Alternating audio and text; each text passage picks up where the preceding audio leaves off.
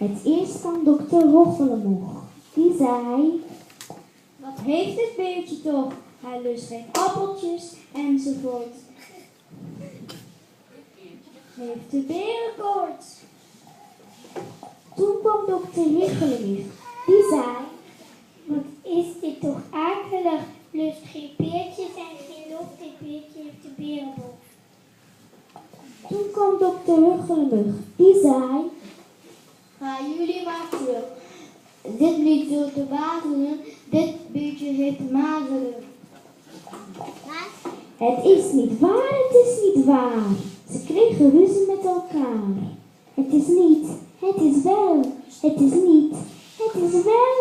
Ze beten in elkaars vel. Ik heb gelijk, het is niet, het is heus. Ze beten in elkaars neus.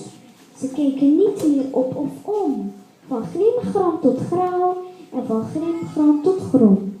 En toen ze eindelijk keken,